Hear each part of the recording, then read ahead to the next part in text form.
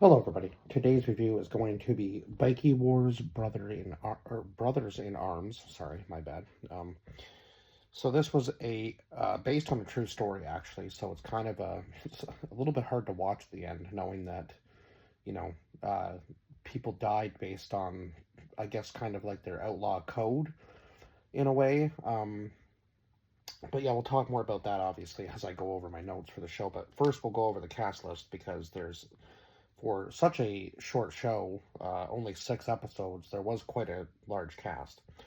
So we had Kalen Mulvey, who played Anthony Snotty Spencer, uh, Matt Nable, who was Jock Ross, Susie Porter, who was Vanessa Ross, uh, Maeve Permody, who played Lee.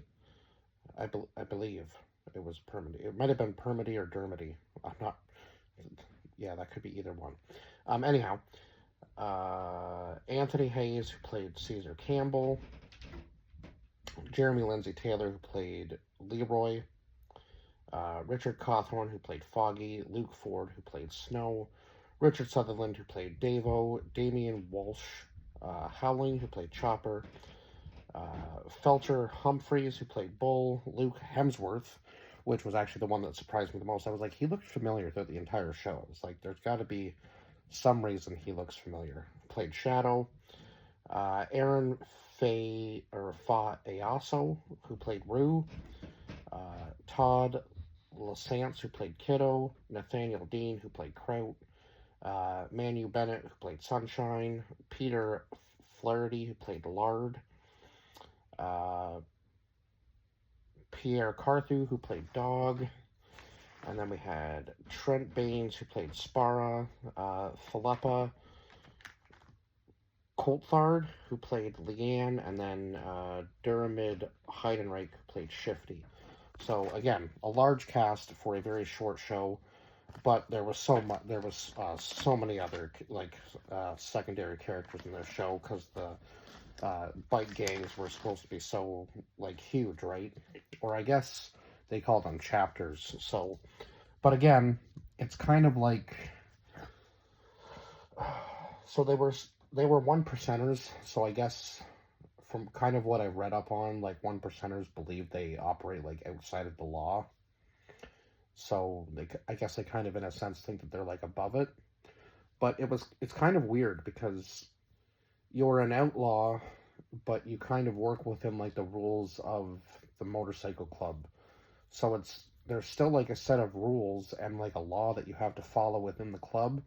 Now, obviously, it's probably not quite as strict as, like the regular laws if you're thinking that you're like, if you have the feeling that you're like above the law, I guess, in a sense. But I actually read up on the Banditos a little bit because I was kind of interested that this story took place in Australia. So I guess the Banditos originally formed in Texas, and they obviously have, I guess they have like a pretty global following. Now I know there's some in like the States, there's some in Canada, Mexico, I do believe, and I guess Australia. They have a pretty good hold on Australia too, or a pretty uh, big chapter out in Australia as well. So yeah, I was kind of shocked by that because I didn't think they were like I knew they were big, but I didn't think they were anything like big like the Hells Angels or anything. But I guess the other bike crew obviously kind of gets shut down pretty quickly when the Banditos kind of take over Australia in a sense. Um, so yeah, I did give the show a 9 out of 10. I thought it was really good. Like the characters were all really well written, and obviously sometimes when it's based on a true story, sometimes the characters or the actors who play the characters don't really deliver. But yeah, you could feel the tension uh, in this very short series, and sometimes I was like holding my breath, waiting for something bad to happen, worse than what I thought was going to take place, or I guess what did take place. At least it was mostly between the two bike clubs. Now, unfortunately, there was one innocent bystander who ended up getting shot, and that is an unfortunate circumstance of any type of battle, I guess. Yeah, there's going to be civilian casualties. And now in the show, it just looked like she kind of like stood there.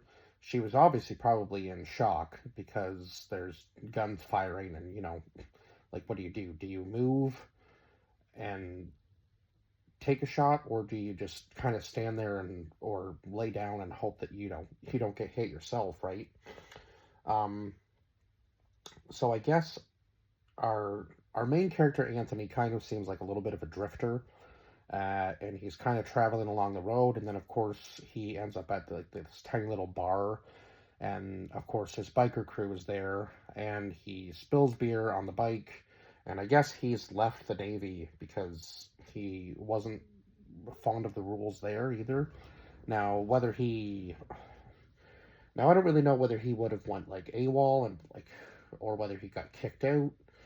They don't really explain that, unfortunately, in the show, but he does kind of find, like, I guess, a sense of purpose and like a family again with the Comancheros, I do believe is how you pronounce, or Comancheros. Was it Comancheros? Forgive me. Yeah, Comancheros. Okay, I guess I had that right. So yeah, Jock Ross, the leader or president of the Comancheros, I guess kind of sees a little bit of like he sees the potential, I guess, and because maybe because Anthony really doesn't know that much about like his past or like even his own birthday, because it seems like he lost his mom when he was pretty young, um, and then of course he was, I guess, in a home, from the sounds of it, like maybe a group home, and they teased him because of like how his mother had passed away. And I guess they bullied him too and kind of said, he was going to lose his life in that exact same way. And they ended up holding him under like a tub in the water or something, in like the tub in the group home, until he was almost dead. So I guess he almost did lose his life when he was a kid.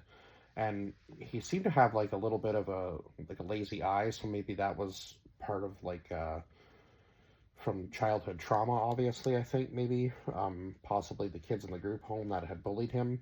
I'm not really sure. But he does get accepted into the club rather quickly. And then, of course, he ends up falling in love rather quickly, too, with Lee, who works at the pub, I guess, that they kind of, stock their beer supply up from. So Jock Ross starts a war with a rival bike club. After that bike club threatens some of their new recruits, so he's recruited the Campbells, I guess, or at least one of them was a Campbell. Yeah, I believe the Campbells. There was three of them, and they were all brothers, I do believe. And of course, one of them was obviously, the oldest brother, and I guess he had been like a president of his own bike club at one point. And now this other bike club is trying to kind of move their way in, and of course, Jock doesn't want anything to do with that. He wants to be the biggest and the baddest. And it kind of seems like in the beginning, it was more about, the freedom of just kind of being free and not really following any rules. But it kind of slowly declines a little bit when he starts declaring war on a smaller club, obviously because he felt like they were trying to move in on his territory and they threatened some of his new recruits. So he goes after them and I guess recruits a lot of the guys from the Loners MC and takes their colors. So I guess that's kind of like, once you've lost your own colors, you really have no sense of purpose until you've joined like another MC, I guess. So then he starts declaring war on another club called the Ghosts, and we never really hear anything else about them after that, I don't think, because I believe that the club's kind of like, this isn't really what we signed up for. A lot of them are saying that at this point.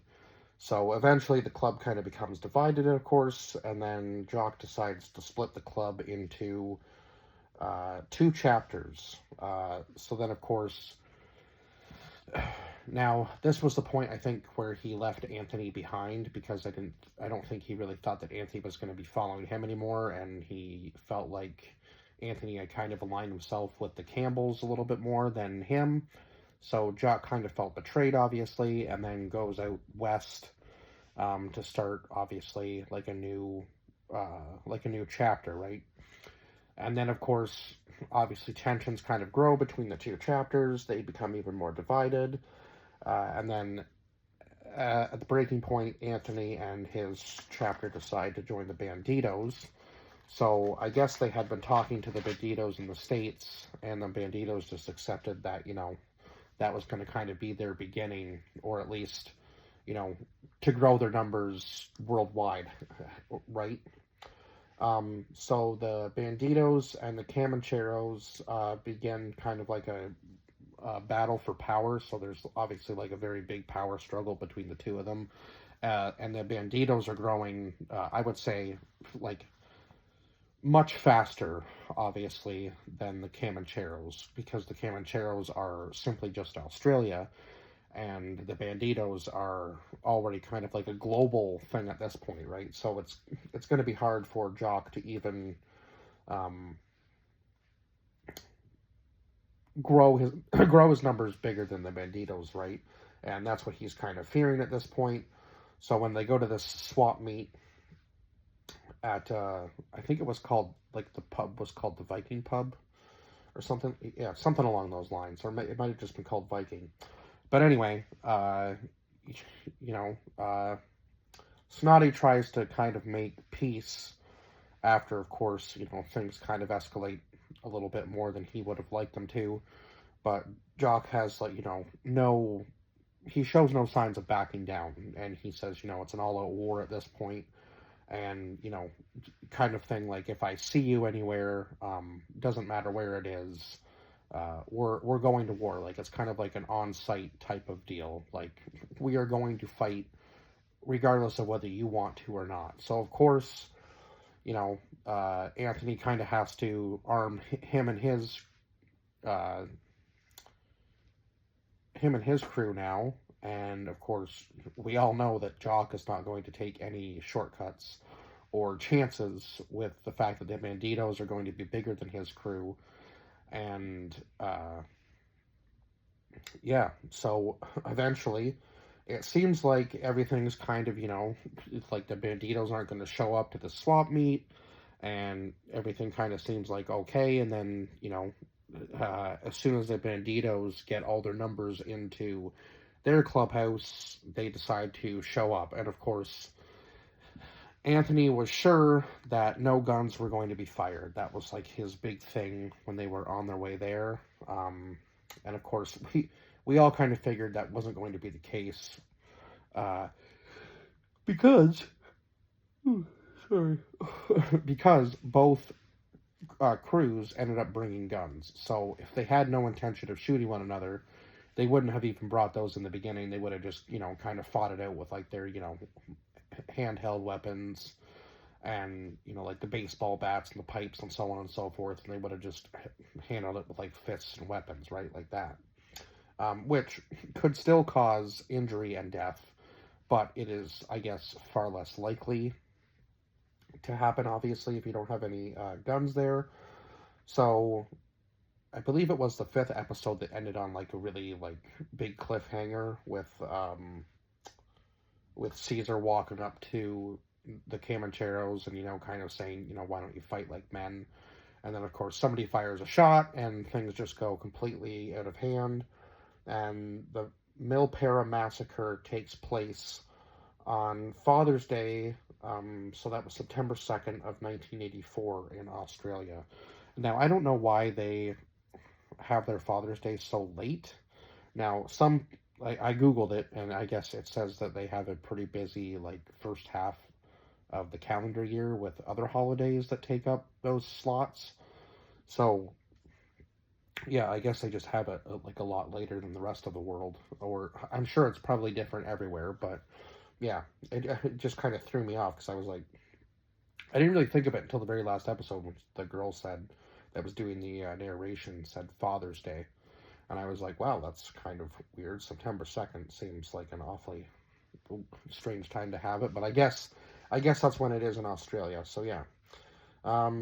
So yeah, I think they said 7 people lost their lives, and obviously others were injured, um, and including obviously the bystander that was shot. Now, Snotty had taken out, I think, 3 of the Comancheros, and Lee was like surprised by that because she was like, "Well, they used to be your friends," but at that point, there was no love lost between them, right? Like they were enemies at that point. Like they had made that abundantly clear that they were ready to kill one another. So at that point, it didn't really matter. Like there were no friends on from either side, right? Like they had decided that they were going to do this, and this is how things were going to end. And then obviously, most of the banditos ended up in jail, a good portion of them. And then, of course, I don't think. Now, it says that none of the people that were involved in this massacre served their full sentence. I guess Jock Ross served the longest with like 5 years, 3 months, or something like that. And then he was released. Now, somehow Caesar was able to escape, but he was found again in Perth. And he was brought in, obviously, to serve serve, like he was put on trial as well, right? So yeah, it's kind of crazy that none of them served like their full sentences that they were assigned to. Now I'm not sure whether they all got out on like good behavior, somebody bailed them out, and then they ended up, going back out to live the outlaw life. Now I don't think obviously Jock Ross probably did, because I'm pretty sure he was probably just happy to be alive after all of that for sure. Now, unfortunately, Snotty had taken his own life in prison, at least in the show. I'm assuming that if this was based on a true story, that actually follows like the historical, like that actually follows the storyline as far as history goes. I'd never heard of this story until I just happened to see this pop up. I can't even remember where I actually found it. I think I might have been looking at like other shows that I had just wanted to watch before, like Gangland Undercover, and maybe this just popped up as like a recommended along with it. So I added it to my list because it just looked good. Boy, did it. It was. So yeah. But yeah, he unfortunately took his own life in prison, and this was after he had told the rest of the club that he was going to tell the lawyer that he had done all of the killing and let them off scot-free. So I guess he must have done that in some way. And I know that he was writing like a note, and it looked like he may have had some recordings on tape. So yeah, it looks like he was living a pretty like lavish life as far as prison goes. Like they were kind of giving him a lot of free range, and obviously they were keeping them all together. So yeah, they were still, even though they were, not on the streets anymore, they were still a crew even in prison. So it was kind of crazy. And it is kind of sad, unfortunately, that, all of these guys had to die just based on some sort of code they were following, when they all could have probably gotten along in the end. And I think Jock obviously splitting the club was a bad idea, right? Like, as soon as he split it, you knew something was going to go wrong. Instead of just, maybe admitting that he had done something wrong, but he was, too high and mighty for that to admit that he had, cheated on his wife, I guess. That was the accusation that was brought up. And then, yeah, he ended up just splitting into 2 chapters because of it. So, yeah, it was kind of like his own pettiness and, selfishness that ended up getting him into that mess, I suppose, which is unfortunate because, yeah, none of them deserve to be shot, for sure. Yeah, like, nobody deserved to die in that situation, and they could have easily just, had their little fist fight there and, kind of hugged it out, and, there you go. Like, we're going to have to kind of coexist here And we know that, you know, one crew might grow to be bigger than the other, and eventually they could have just maybe all become one and just rode together. But that unfortunately wasn't the case, because I think there was a lot of egos on both sides, obviously. And yeah, it just kind of escalated to the point where they eventually just fought, which is unfortunate. But yeah, that's how it ended. Um, but yeah, it was sad, especially for that, for all of the guys that had to be killed based on this outlaw code that they followed, and of course him leaving, you know, Lee and the kid behind, because he felt so much guilt for what he had done. And he wasn't sure if he was the one that had killed the bystander or not, but he was pretty positive that it was him based on the shots that he was taking. And he, you know, it was all happening so fast, and when he looked, I guess he took the shot and missed the target potentially and hit the girl. So yeah, and that's when he, you know, I think at that point was when he, you know, said, you know, everybody put your guns down, sort of thing, and, you know, realized that maybe this wasn't the best route to take, obviously. But yeah, I don't think him taking his own life was the right move. I think that's um, I don't really know how to say it, but I don't think it's like yeah, it's not a good way to go about things, for sure. You know, like he would have eventually probably gotten out of prison, right? And he could have lived the life that he was talking about, obviously, because things would have been settled down by the time he got out. But he unfortunately took his own life because of, I guess, the guilt that he felt. I guess I can't really exactly understand where he would have been with all of that, but I think he felt, you know, guilty for, obviously, what he had done between the Banditos and the Comancheros, and then he obviously felt guilty for having all of the Banditos come with him to prison as well, and he probably felt guilty for the danger he had potentially put Lee and the kid in, right? So yeah, I think he just had so much on his plate that he eventually just kind of, you know, gave up, which is unfortunate. But anyway, really good show. I would highly recommend watching it. Of course, if you're a little squeamish, maybe just turn your head for the last episode, because it does get pretty violent. But yeah, it was a good story and a good cast of. Well, the casting was really good for this show. Like, they picked the characters perfectly. Now, again, I don't know, like, the whole story, obviously, behind this, but I do think they did a good job with the casting. So yeah, I will give credit where credit is due. I would almost call this show like a hidden gem, in a sense. It's from 2012. It is on Prime right now, and I believe it's on Tubi. Not sure how much longer it's going to be up there, so if you're seeing this review, and yeah, definitely go watch it as quickly as you can, because it's on streaming services now, and I'm not sure how long they're going to keep it up. Anyway, I feel like I've rambled on a little bit too long now, so I will see you guys in the next review. Bye-bye for now.